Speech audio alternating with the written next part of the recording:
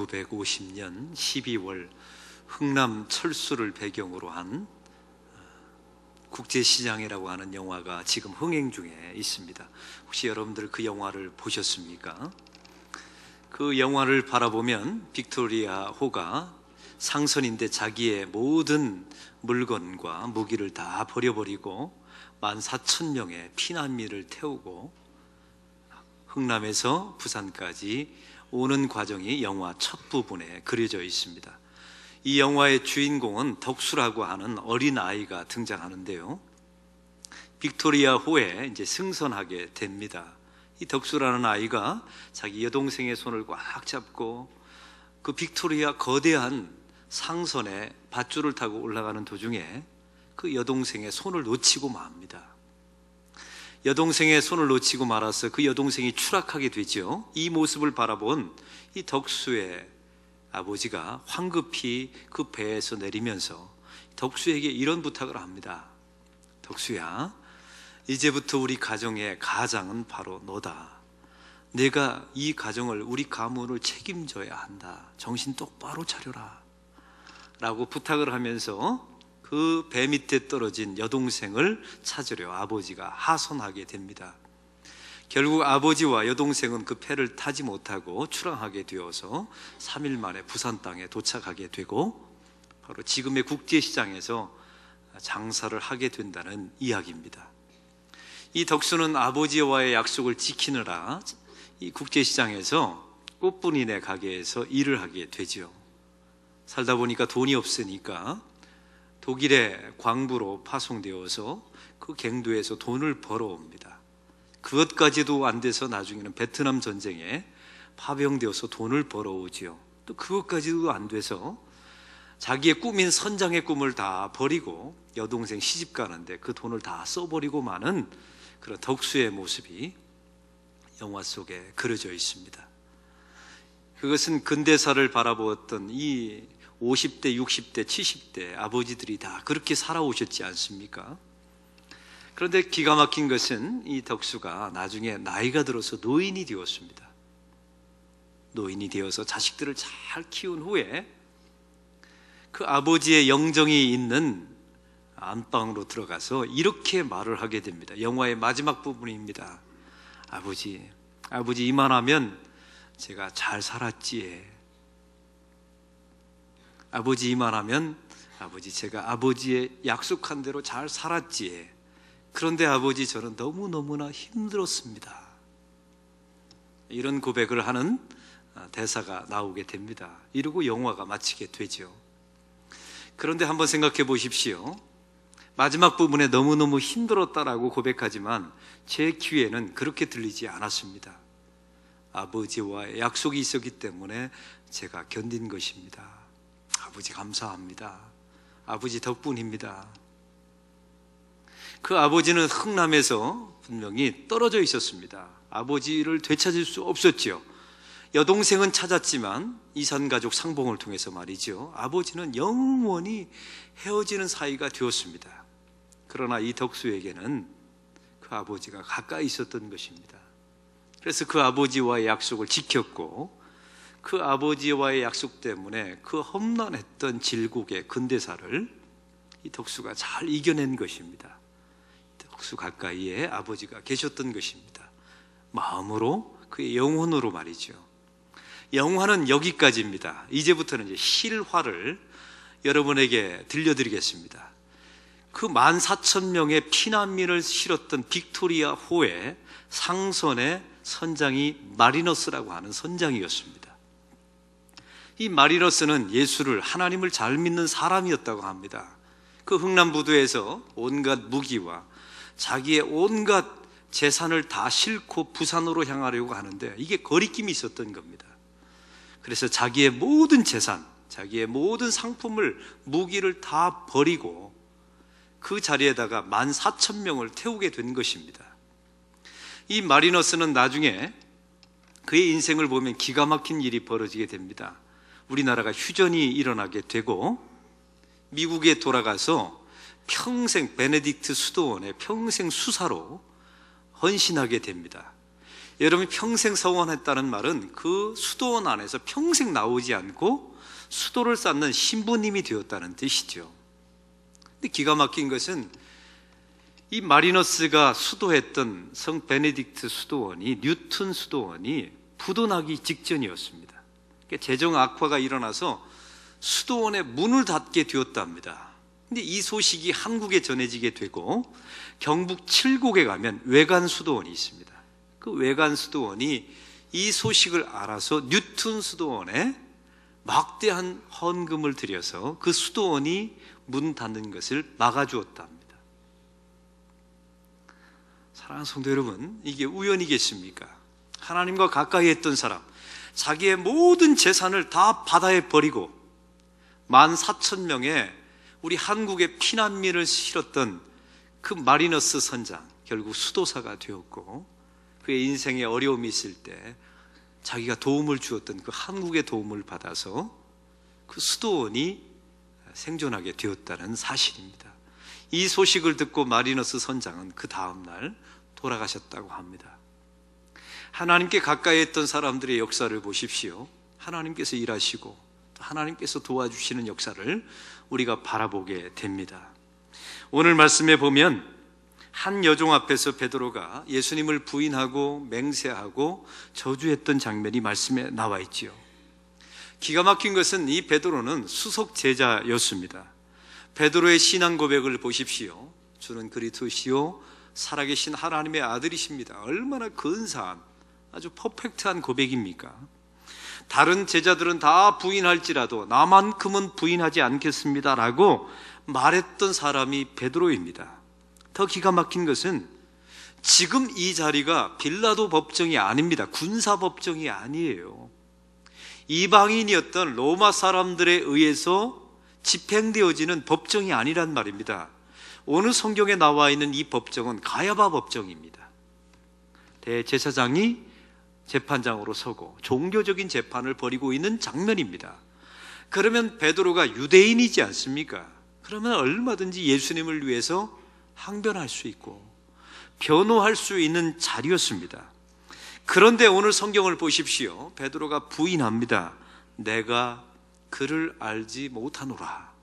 그 여종 앞에서 말해버리고 맙니다. 이미 이런 일이 일어날 것이라는 징조가, 사전 징조가 베드로에게 몇 가지 징조가 있었습니다. 우리 예수님께서 십자가를 지러 가신다고 말할 때 베드로가 가로막아 서면서 그리하지 마옵소서라고 말합니다. 사전 징조가 있었던 것이죠. 감람산에서 예수님께서 마지막으로 기도하실 때 기도 부탁을 합니다. 너희들은 나를 위하여 우리 십자가 길을 향하여 기도해달라고. 그러나 베드로는 3번이나 누워서 자버리고 맙니다. 말구의 귀를, 자신의 비겁함을 드러내기 위하여 자신의 또한 두려움을 투영하면서 말구의 귀를 베버리고 맙니다. 그리고 54절을 보십시오. 베드로가 멀찍이 따라가니라. 이런 결론, 이런 결과적인 모습을 보이게 됩니다. 우리 예수님은 질질 끌려서 지금 대제사장 법정에 서 있습니다. 가야바 법정에 말입니다. 그런데 베드로는 멀찍이 따라가는 모습이 성경에 나와 있습니다. 몸은 따랐지만 그의 마음은 따랐던 사람이 아닙니다. 그의 형식은 예수님을 따랐지만 그의 컨텐츠, 그의 내용은 예수님께 가까이 갔던 사람들이 아니었습니다. 여러분, 지금 말로 말하면 동승과 동행의 차이점을 아십니까? 같은 차에 이 사람과 함께 탔을 때 우리는 동승자라고 말합니다. 몸은 여기 있습니다.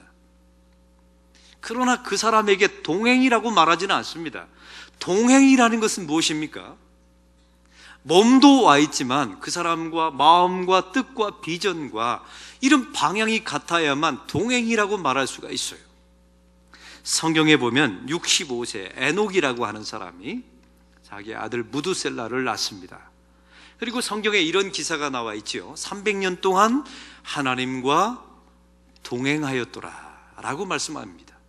사랑하는 성도 여러분, 여러분이 10년, 20년 살고 50년, 100년, 300년 산 게 중요한 게 아닙니다. 남보다 한 해 더 산다. 그게 무슨 의미가 있습니까? 한번 객관적으로 생각해 보세요. 100년 후가 되면 여러분이 50까지 사는지 여러분이 100세까지 살았는지 세상에 아무도 관심 없다니까요. 그건 물리적인 시간일 뿐입니다. 우리에게 정말 의미 있는 시간은 예수 그리스도와 동승한 사람들이 아니라 동행한 사람이 되어야 할 줄로 믿습니다. 베드로는 예수님의 사역에 동승했을 뿐이지 동행했던 사람은 아니었던 것입니다. 예수님께서 베드로에게 보여주셨던 관심을 한번 보십시오. 회당장 야이로의 딸이 살릴 때 베드로를 데려갑니다. 얼마나 환호했겠습니까? 아마 베드로의 가슴이 두근두근했을 것입니다. 이런 식으로 하면 정말 한 자리 잡을 것 같고 하나님의 나라가 강력하게 임할 것이다 라는 소망을 갖게 되었을 것입니다. 변화산에서 예수님께서 변화된 모습을 보여주고 계시죠. 이때 베드로가 또 오버합니다. 모세와 엘리야와 예수님을 위하여 집 세 채를 짓겠다고 얼마나 흥분했으면 이렇게 말했겠습니까? 감난산에서 예수님께서 베드로를 데려가셨습니다. 그 마지막 순간에도 베드로에게 예수님은 가까이 가셨던 것입니다. 그런데 베드로의 인생을 보십시오. 예수님은 그렇게 가까이 베드로에게 동행했지만 이 베드로는 동행한 것입니까? 동승한 것입니까? 몸은 따라갔지만 형식은 따라갔지만 마음과 내용은 따라가지 않았습니다. 이 베드로가 가지고 있었던 모든 지식이요 사실은 미신에 불과했던 겁니다. 그는 신앙 고백을 했습니다. 그러나 예수님이 어떤 길을 가야 되는지 몰랐습니다. 인정하고 싶지도 않았죠. 예수님께서 무엇을 원하는지도 몰랐습니다. 그게 바로 미신입니다. 베드로의 믿음이 미신에 불과하다는 사실을 제가 증명해 볼까요? 예수님께서 기적을 일으켰을 때는 환호했습니다. 그리고 예수님께서 변화된 모습을 보였을 때는 너무너무 오버하면서 집 세 채를 짓겠다고 어부가 목수도 아니면서 난리 법석을 떨게 되죠. 그러나 이 베드로에게 고난이 찾아오게 될 때, 희생을 요구하게 될 때는 베드로는 예수님을 나는 그를 알지 못한다고 말합니다. 이게 미신인 겁니다. 이게 믿음이 아니에요.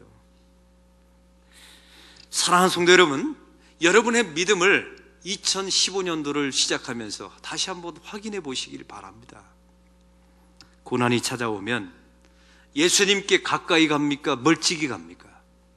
멀찍이 간다면 여러분의 믿음은 미신에 불과한 것입니다.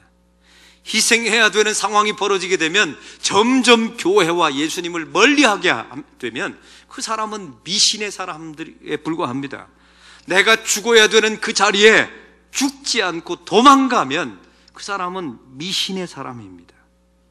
유익이 되면 가까이 가고 내가 손해보면 멀찌감치 따라가고 기적이 일어나면 가까이 가서 열광하고 핍박이 일어나면 멀찍이 가고 기쁘면 가까이 가고 슬프면 멀리 가버리고 잘 풀리면 가까이 가고 안 풀리면 멀찍이 따라가는 교인이 있다면 여러분은 예수 믿는 사람이 아니라 미신에 불과한 여러분의 믿음은 거짓 믿음에 불과했던 것입니다. 오늘 성경에 보면 예수님께서 이런 베드로의 모든 모습을 다 폭로해 버리신 것입니다. 또한 베드로의 그 열광을 보십시오. 얼마나 흥분하는 모습 성경에 많이 나와 있잖아요. 이 베드로의 믿음은 맹신에 불과하고 아니 광신에 불과한 믿음에 해당되는 사람이었습니다. 믿음의 실체, 예수님께서 십자가를 지신다고 말하는 순간부터 그 베드로 안에 있었던 그런 맹신, 그런 광신도 다 사라져버리고 말았습니다. 베드로는 자기 자신을 위하여 예수님을 믿었던 사람이었던 것입니다. 베드로는 자기 숭배주의자에 불과했던 사람이었습니다. 베드로는 자기 자신의 유익을 챙기기 위하여 하나님을 수단과 도구로 이용해 먹었던 사람이었습니다. 기회주의자였습니다. 힘들면 도망가려고 작정했던 사람이었습니다. 시편 73편 28절은 말합니다. 하나님께 가까이함이 나의 복이라. 따라해 봅시다. 하나님께 가까이 함이 나의 복이라. 성경은 부자가 복이라고 말한 적이 없습니다.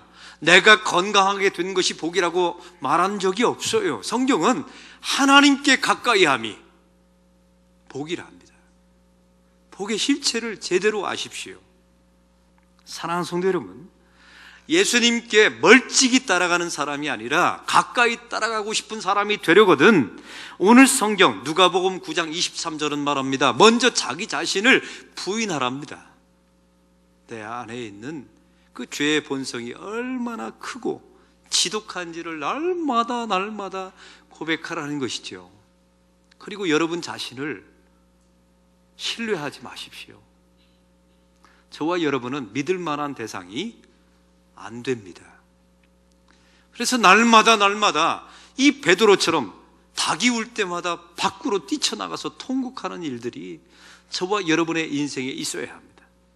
성경은 또한 말합니다. 자기 십자가를 지고, 여러분 우리가 져야 할 십자가 있습니다. 예수 믿기 때문에 당해야 되는 손해, 예수 믿기 때문에 이기지 못하고 저주해야 되는 것, 예수 믿기 때문에 당하는 핍박, 예수 믿기 때문에 당하는 환난, 예수 믿기 때문에 드려야 되는 시간, 이런 자기 십자가가 있습니다. 성경은 우리에게 말합니다. 주님과 가까이 가려면 예수님의 두 번째 손가락을 잊지 마세요. 자기 십자가를 지고, 그리고 나를 따를 것이라 순종하고 복종하고 너를 쳐서 내 앞에 엎드려 나의 뜻을 따르라고 성경은 말씀하고 있습니다. 느헤미야 성경이라는 책에 보면 여러분 이스라엘 백성들이 바벨론 포로로 잡혀가게 됩니다. 그리고 귀환하게 되는데 결국 예루살렘 성으로 돌아오지 않습니까? 돌아왔는데 기가 막힌 일이 벌어지게 된 겁니다. 그 예루살렘 성, 그 안에 하나님의 성전이 있었는데 짐승의 쓰레기장이 돼버리고 만 겁니다. 돌볼 사람이 없고 나라가 망했으니 이 예루살렘 성전을 누가 돌볼 사람이 있었겠습니까? 다 무너져버리고 그 터에는 온갖 들짐승의 똥과 배설물만 놓여있는 그 예루살렘 성 안이 돼버리고 만 겁니다. 포로에서 돌아왔을 때 그 누구도 예루살렘 성에 들어가서 살 자신이 없었습니다. 여러분 느헤미야를 보시면 세 종류의 사람이 결국 그 사람들이 버린 땅, 그 변방에 들어가서 살게 되죠. 첫 번째 사람들은 지도자였습니다. 그 사람들은 세상에서 바깥에서 얼마든지 살 수 있었습니다. 그러나 지도자이기 때문에 하나님의 성전에 좀 더 가까이 간 것입니다. 여러분 지도자는 목사가 지도자가 아닙니다. 어려운 일이 있을 때, 남들이 기피할 때, 변방이라고 말했던 그 예루살렘 성에 좀 더 가까이 가는 사람이 지도자입니다. 우리 교회 안에도 그런 지도자가 많이 있기를 소망합니다. 또한 두 번째 사람은 자원했던 사람들이 있었어요. 얼마나 귀한 사람인지 몰라요. 지도자들이야 의무감으로 갔겠지만 이 교인들 가운데 보면 자원해서 그 변방으로 가는 사람, 희생을 자처하는 사람들이 있어요. 또한 세 번째 사람은 제비를 뽑아서 선택받은 사람들이 아무도 가려고 하지 않으니까요. 억지로 간 것입니다. 그런데 놀라운 것은 그 변방을 하나님이 나중에 중심으로 바꾸어 주십니다. 사랑하는 성도 여러분, 그래서 세상이 힘들면 힘들수록 하나님께 가까이 가셔야 합니다. 세상이 기피하면 기피할수록 교회를 향하여, 사역을 향하여 좀 더 가까이 가셔야 합니다. 그래야 그 변방이 언젠가 여러분의 삶의 중심이 될 줄로 믿습니다. 1994년 10월에 성수대교가 무너졌지 않습니까? 이때 무학여고 학생 8명이 추락해서 죽었습니다. 그런데 얘네들만 죽은 게 아니라 서울 교대에 다니는 3학년 이승영이라고 하는 여학생이 추락해서 그 자리에서 죽었습니다. 그런데 이 가정은 예수를 너무너무나 잘 믿고 매일마다 온 가족이 큐티했던 그런 가정이었어요. 근데 이 승영이의 이 대학교 3학년 되는 아이가, 어머니가 매일마다 큐티하고 하나님께 가까이 갔던 사람이었는데 이 가정의 사연은 기가 막힙니다. 그 1994년 성수대교가 무너져서 자기 딸이 죽기 바로 전에, 1년 전에 자기 남편이 죽었습니다. 군인으로 봉사하는데 너무 과로해서 남편이 죽은 겁니다. 급사하게 된 것이죠. 한 가지 불행이 닥친 겁니다. 근데 그 다음 해에 자기의 두 남매가 있었어요. 첫째가 누나, 둘째가 동생인데, 남동생인데, 첫 번째 승영이가 성수대교에서 또 추락해서 죽은 겁니다. 여러분, 이 정도 되면 제정신으로 이 어머니가 살아갈 수 있겠습니까? 예수는 믿는 가정이에요. 하나님과 친밀하고 가까이 갔던 가정입니다. 이 어머니가 자기 딸 승영이의 유품을 정리하다가 일기장을 보게 되었다 합니다. 근데 일기장 안에 자기 딸이 살아생전에 내가 해보고 싶은 14가지 일이 적혀 있었더라 합니다. 이걸 버킷리스트라고 말하지 않습니까? 근데 이 어머니가 그 버킷리스트 하나하나, 딸이 자기 일기장에 나는 커서 훌륭한 사람이 되어서 해보고 싶었던 일, 그 어머니가 한 가지를 합니다. 그 첫 번째는, 그 딸이 적어놓은 첫 번째 것은 장학재단을 만드는 것이었어요. 어떻게 대학교 3학년짜리가 장학재단을 만들겠다는 생각을 가졌을까요? 그 어머니가 성수대교 참사에서 벌어진 보상금 2억 5천만 원 전액을 이승영 장학금을 만듭니다. 그 장학금이 누구에게 전달된 줄 아십니까? 89명의 신대원생, 목회자를 꿈꾸는 후보생들에게 전달되게 되죠. 이 신학생들이 그 장학금을 받아서 얼마나 열심히 공부해서 목사가 되었는지 모른다 합니다. 그 중에 한 목사님은 나중에 저 시골에 내려가서 복지마을을 만들었다는 겁니다. 왠 줄 아십니까? 자기에게 장학금을 준 그 승영이가 두 번째 버킷리스트가 바로 복지마을을 만드는 것이었기 때문에 그렇습니다. 세 번째 버킷리스트는 시신기증하는 거였다 합니다. 추락해서 자기 딸이 죽었는데 수습해보니까 엉망진창이 되어 있는 겁니다. 근데 그 딸을 굳이 부탁해서 대학병원에 시신으로 기증하게 됩니다. 그 어머니 지금 2014년도 어떻게 생활하고 있는 줄 아십니까? 그 어머니 카자흐스탄에서 지금 7년째 선교사로 봉사하고 섬기고 있다 합니다. 더 놀라운 것은 이 이승영 자매 남동생이 있는데 이승엽이라고 합니다. 이제 39살이 되고 가정을 이루었는데 자녀가 4명이랍니다. 그런데 그 2명의 자녀가, 4명 가운데 2명의 자녀가 입양하라 합니다. 왠 줄 아십니까? 자기 누나가 쓰여졌던 버킷리스트 5번째가 바로 입양하는 거였기 때문에 그렇습니다. 사랑하는 성도 여러분, 뭐 느껴지시는 게 없으십니까?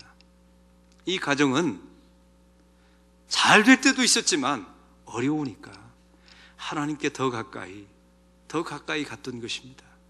기쁠 때 한 걸음 더 가까이 가는 것 좋지요. 그러나 슬플 때 2걸음 더 가까이 간 가정이 이 가정이었습니다. 그래서 견딜 수 있었고, 이 기사가 지난주 중앙일보에 이 기사가 나왔습니다. 일반 신문에 이 아름다운 성도의 기사가 기재되었습니다. 사랑하는 성도 여러분, 2015년도 잘 되고 좋고 흥하고 이런 말에 속지 마십시오. 인생을 살다 보면 안 될 때도 있고 고통스러울 때도 있습니다. 제가 부탁드립니다. 기쁘면 한 걸음 주님께 더 가까이 가시되 슬프면 2걸음 더 가까이 가시기 바랍니다. 잘 될 때 한 걸음 더 가까이 가시고 안 될 때 2걸음 더 하나님께 가까이 가시기 바랍니다. 건강할 때 한 걸음 더 가까이 가셨다면, 혹시 병든 분들이 있다면 2걸음 더 가까이 가시기 바랍니다. 그렇게 될 때 여러분이 갔던 그 변방이 중심이 되고 여러분의 삶 가운데 하나님께서 평생 함께 하시는 놀라운 역사가 일어나게 될 것입니다.